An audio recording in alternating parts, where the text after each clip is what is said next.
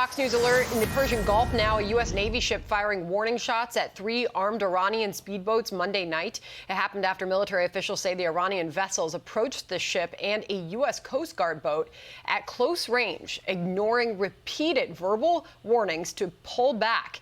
All of this coming as John Kerry is denying those allegations. He shared Israeli military secrets with Iran when he was President Obama's Secretary of State. Arkansas Senator Tom Cotton joins us now. I'll get your thoughts on that in just a moment. But first to U.S.-Iranian relations. Where are things headed? Sandra, I'm worried they're headed in a very dangerous direction. Joe Biden seems to be trying to surrender to the Ayatollahs in Vienna over negotiations with the nuclear plan, but I'm not sure the Ayatollahs are ready to accept his surrender.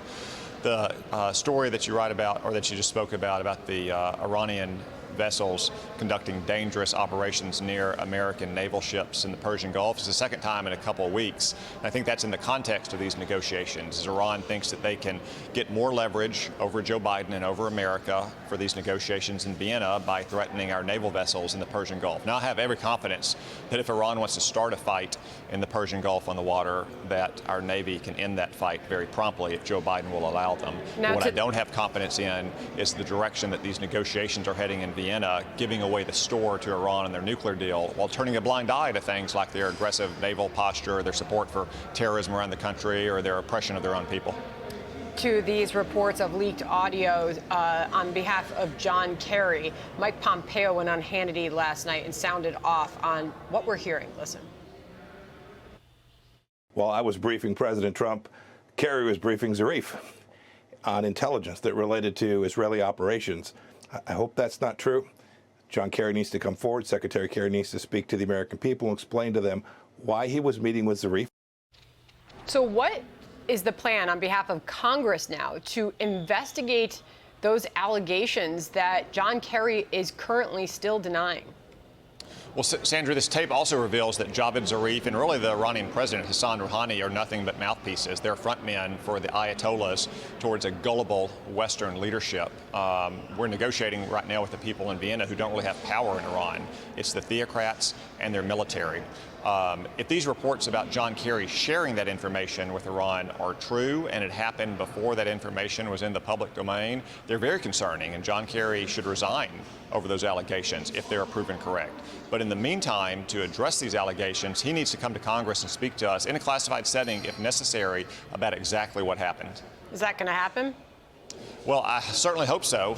John Kerry is out gallivanting around the country right now, or gallivanting around the world, trying to give away American jobs in return for ephemeral promises about carbon emission reductions. You would think the least he could do is come down the street and speak to our Congress about potentially divulging highly sensitive details about Israel's operations to keep its country safe.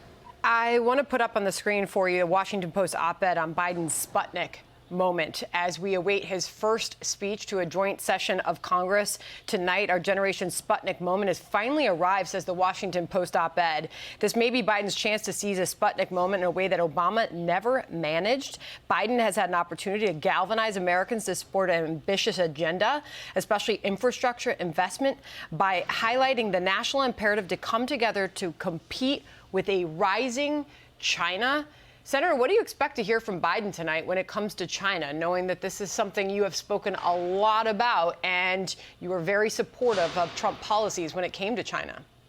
Yeah, well, Joe Biden needs to explain to the American people how China is the #1 threat of our lifetimes. We have to confront rising Chinese aggression. One thing he could do is talk about how he's going to actually fund our military. You know, the Democrats are going to spend $6 trillion if they get their way on huge tax and spend liberal priorities. You would think they'd be able to find enough money to fund our military. Yet they've submitted a budget that has a cut in real inflation-adjusted dollars. They're already talking about not funding our nuclear forces, which is the most credible deterrent we have against China. And they're already talking about cutting troop levels and numbers of ships and aircraft and so forth. If they're going to spend $6 trillion on huge liberal priorities, you would think they could find a few dollars to fully fund our military and make our deterrent against China credible. Well, he is going to make his pitch to the American people for massive spending plans that we have seen laid out in his first 100 days. Senator Cotton, appreciate your time. Thank you. Thank you.